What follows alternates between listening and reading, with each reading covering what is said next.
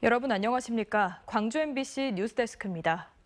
SNS에 사람의 얼굴과 음란물 사진을 합성해 유포하는 이른바 딥페이크 음란물 피해 공포가 광주 전남 지역에서도 확산되고 있습니다. 경찰에는 피해 신고가 잇따르고 있고 광주시 교육청과 전남도 교육청은 대책 마련에 나섰습니다. 김영창 기자입니다. 전국적으로 딥페이크 음란물에 대한 공포가 학생들을 중심으로 확산 중인 가운데 광주에서도 관련 피해 신고가 처음으로 접수됐습니다. 10대 여고생은 또래 남학생이 자신의 사진을 이용한 음란물을 휴대전화에 지니고 있는 것 같다며 경찰에 신고했습니다. 최근 딥페이크 논란이 확산하자 신고한 것으로 알려졌는데 경찰은 가해자로 지목된 남학생의 신원을 확인해 사실관계 여부를 확인할 예정입니다. 피해 신고가 들어와서 저희가 사실관계를 지금 확인하고 있습니다. 비슷한 신고는 전남경찰청에도 2건 접수됐습니다. 이 밖에도 SNS상에서는 딥페이크 피해가 신고된 학교 명단이라는 출처 불명의 지도가 떠돌고 있습니다. 학생들은 자신들의 SNS 계정에서 사진을 삭제하거나 계정을 비공개로 돌리는 등 공포에 떨고 있습니다. 사실 여부를 확인하고 그 다음에 저희가 이 부분이 사실 여부로 드러나면 그 부분에 대해서는 저희들이 대응을 하겠죠. 학생들이 동요하자 시도 교육청도 대책 마련에 나섰습니다. 광주시 교육청과 전남도 교육청은 누리집에 디지털 성범죄 피해자 신고센터를 운영하는 한편 일선 학교를 대상으로 피해 신고 접수 여부 등을 확인할 방침입니다. 한편 경찰은 딥페이크 음란물을 제작하거나 유포한 경우는 물론 단순 소지하거나 시청한 경우에도 처벌 대상이 된다며 적극적인 신고를 당부했습니다. MBC 뉴스 김영창입니다.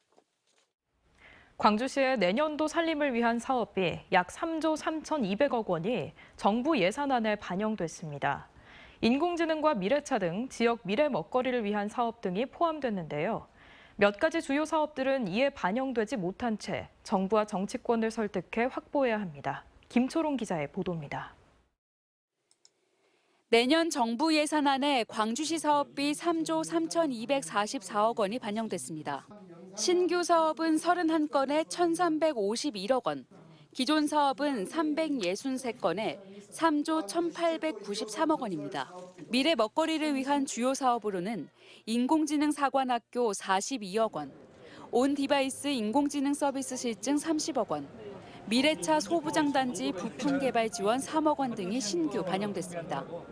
지난해 정부 예산안 반영액보다 1,818억 원, 비율로는 5.8%가 늘어났습니다. 이는 정부 총 예산 증가율 3%를 뛰어넘는 성과입니다. 도시철도 2호선 건설 사업비로는 1,398억 원이 반영돼 내년 완공을 목표로 1단계 공사가 속도를 내게 됐습니다. 하지만 인공지능 2단계 사업과 광주대구 달빛 내륙철도, 전남대 스마트병원 신축 사업 등은 이번 예산안에서 빠졌습니다. 광주시는 예비타당성 면제 등을 통해 추후 국회에서 국비를 확보한다는 계획입니다.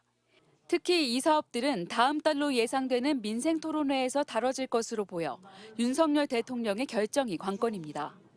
특히나 이제 인공지능 2단계 사업은 지역의 핵심 역전 사업이었잖아요.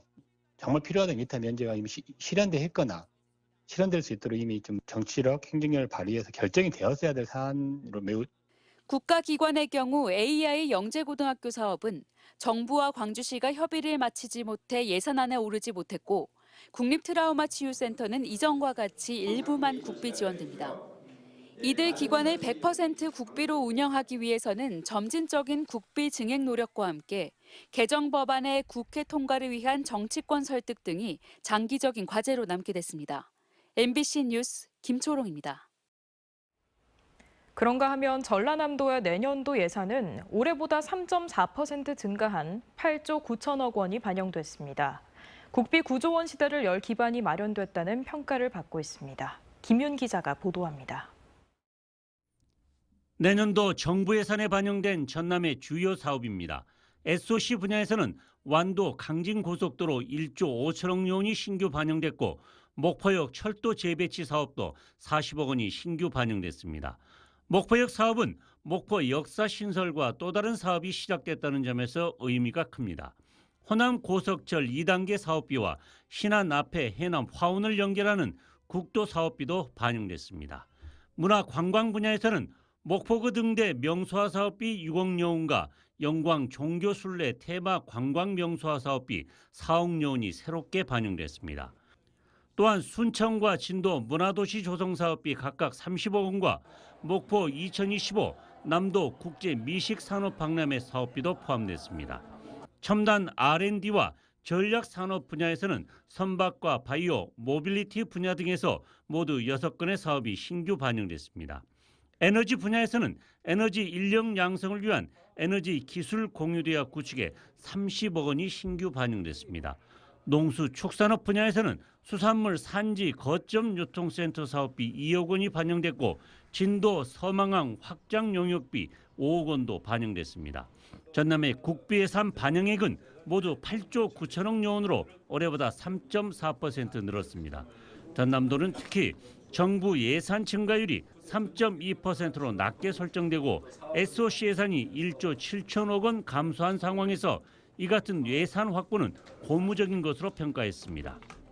또한 전남 대도약을 이어갈 신규 사업도 지난해에 이어서 47건에 1,254억 원, 총 사업비 규모로는 2조 9,879억 원이 반영이 됐습니다. 전남은 국회 예산심의 과정에서 호남권 SOC 사업 국고 지원을 2천억 원 늘리고 국립김산업진흥원 건립사업에 최선을 다해 올해에 이어 내년에도 예산 9조 원 시대를 이어가겠다고 밝혔습니다. MBC 뉴스 김윤입니다. 일본 사도광산 등을 운영한 옛 미쓰비시 광업의 여러 탄광 사업장에서 강제 노동한 피해자들의 유족이 손해배상 소송에서 일부 승소했습니다. 광주지법 제11민사부 유상호 부장판사는 강제동원 피해자 고 이상업 씨의 유족 등 9명이 옛 미쓰비시 광업을 상대로 제기한 손해배상 소송에서 원고 측 6명의 일부 승소 판결을, 나머지 3명에 대해선 청구 기각 판결을 내렸습니다. 재판부는 승소 원고 6명 중 4명에게는 1억 원씩을, 나머지 원고 2명은 상속분에 해당하는 1,600여만 원과 7,600여만 원을 각각 배상하라고 주문했습니다. 조선대학교의 학내 갈등 수위가 높아지고 있습니다. 범조선인 비상대책위원회는 새 학기의 시작과 함께 이사장 퇴진 운동의 수위를 높이겠다고 결의했고, 이사회 측은 비대위의 주장을 조목조목 반박하고 나섰습니다. 이재원 기자입니다. 총동창회와 교수평의회 등 11개 단체가 참여하는 범조선인 비상대책위원회. 회의 시작부터 재단 이사회를 성토하는 목소리가 터져나왔습니다. 단 한 명의 공익형 이사로는 사태를 해결할 수 없는데도 이사회가 갑자기 도입을 발표해 본질을 흐리고 있다는 이유에서입니다.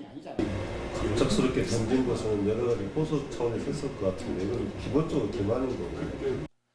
더군다나 광주시장에게 추천권을 부여하는 것은 학내 문제를 외부로 확대하는 것이라고 꼬집었습니다.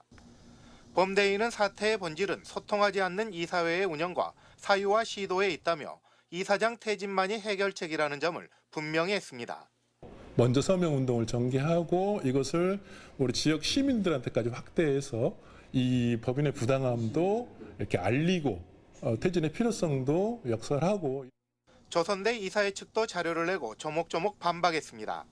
비대위의 요구를 수용한 공익형 이사는 보궐이사 1명을 선임하기 위한 것이라며 4기 이사들의 임기가 끝나는 2026년에는 추가적인 확대를 논의할 수 있다고 밝혔습니다. 또 분야별로 전문성을 가진 4개의 TF를 구성해 재정 건전성을 높여오고 있고, 만장일치의 대학자치운영협의회를 구성하는 등 독단적인 운영이나 사유화는 없었다고 덧붙였습니다. 하지만 범대위는 새학기가 시작되는 다음 달부터 천막농성과 함께 이사장 퇴진 서명운동에 나서기로 하는 등 학내 갈등의 수위는 점점 높아지고 있습니다. MBC 뉴스 이재원입니다. 경제적 사정이 어려운 사람들을 상대로 개인 회상 절차를 밟아주겠다고 속여 수천만 원을 뜯어낸 전직 법무사 사무장이 구속됐습니다. 이 남성은 검거 과정에서 차량에 경찰관들을 매단 채 도심에서 아찔한 질주구까지 벌였습니다. 김규희 기자가 보도합니다. 검은색 승용차가 운전석 문을 연 채 내달립니다. 사람 2명을 운전석에 매단 채 후진과 전진을 반복하는 승용차. 매달려 있는 2명은 운전자인 사기 피의자를 체포하려는 경찰관들입니다. 안간 힘을 써서 버텨보지만 승용차가 주차된 차량을 들이받으면서 한 경찰관이 굴러 떨어집니다. 결국 담벼락으로 돌진하는 차량. 멈춰선 차량에서도 저항하던 남성은 끝내 검거됐습니다. 차량을 움직이길래 이게 피해가 좀 커질 수도 있겠다라고 생각을 했고 차량이 충돌 후에 멈추고 무사히 검거를 해서 다친 사람이 저희 둘뿐이라서 다행이라는 생각을 했습니다. 이 남성은 사기 혐의로 지명수배가 내려진 50대 전직 법무사 사무장. 지난 2020년부터 4년여 동안 목포의 한 법무사 사무실에서 사무장으로 근무하며 개인 회생 절차를 진행해주겠다고 속여 피해자 30여 명에게 법무사 수임료와 수수료 등 6천만 원을 가로챈 혐의를 받고 있습니다. 피해자들 민원을 접수한 법무사 사무소에서 해당 남성을 해고한 이후에도 남성은 인근의 사무실까지 별도로 마련해 범행을 이어간 것으로 파악됐습니다. 대부분 고령의 노인들, 특히 파산 절차를 진행할 정도로 돈이 없는 서민들의 상태에 대해서 정확한 개인 파산 절차 진행하지도 않고 그냥 거짓으로 한다는 명목으로 돈을 받은 상태였습니다. 경찰은 남성을 사기와 특수공무 집행 방해 혐의로 구속했습니다. MBC 뉴스 김규희입니다. 가을의 문턱인 처서를 지났지만 무더위는 여전합니다. 태풍도 번번이 남해안을 비켜가면서 바다의 뜨거운 열기는 식을 줄 모릅니다. 최황지 기자가 보도합니다. 여수의 유명 찹쌀떡 가게에 양산을 쓴 손님들이 긴 줄을 이룹니다. 바쁘게 부채질을 하는 손님들, 엄마 품에 안긴 아이도 지쳐 있습니다. 광장의 그늘에는 시원한 아이스크림으로 더위를 달래는 어르신들도 보입니다. 일 끝나고 화나서 그냥 사다 먹는 거 이래. 8월이 다가지만 더위가 계속되니 시원한 비 소식까지 바랄 정도입니다. 아느님이 그걸 할 수 없지. 그래도 할 수 없는데 그냥 전들랑게 미치겠어. 걸리면 어쩌고 해. 죽도 살도 못 하고. 비를 동반한 태풍 소식은 번번이 남해안을 비켜가고 있습니다. 지난주 서해상을 통과한 태풍 종다리에 이어 현재 북상 중인 산산도 일본으로 이동 중입니다. 태풍이 지나가면 무더위가 가실까 싶지만 오히려 반대입니다. 태풍이 지난 후에는 태풍이 지나간 자리로 북풍이 유입이 되면서 고온이 일시적으로 완화가 됩니다. 하지만 9월 1일 이후로는 다시 서풍이 불어서 습한 공기가 유입되기 때문에 태풍이 오지 않아 바닷물도 섞이지 못하고 있습니다.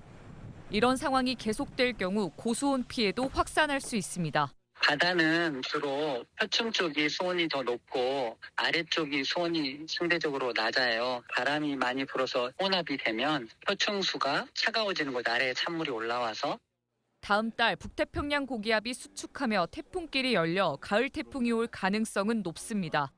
하지만 높아진 수온에 태풍이 세력을 키울 수 있어 주의 또한 요구됩니다. MBC 뉴스 최황지입니다. 신규 발전 설비를 제한하려는 산업통상자원부의 개통포화 해소 대책에 대해 광주시 의회가 탄소 중립 목표 달성을 위해 노력하는 지역사회의 발목을 잡는 행위라고 비판했습니다.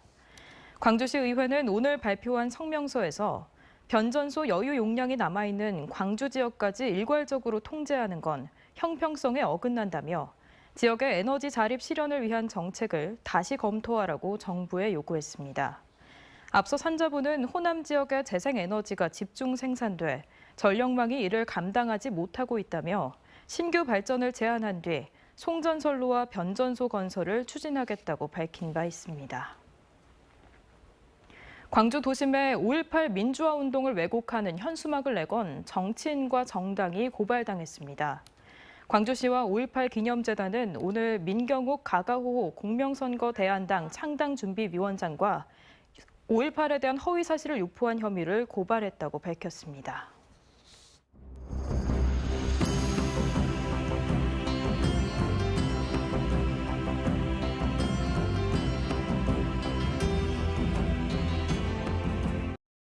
언제 어디서나 내 손 안의 뉴스. 광주 MBC 뉴스 유튜브 구독으로 함께하세요.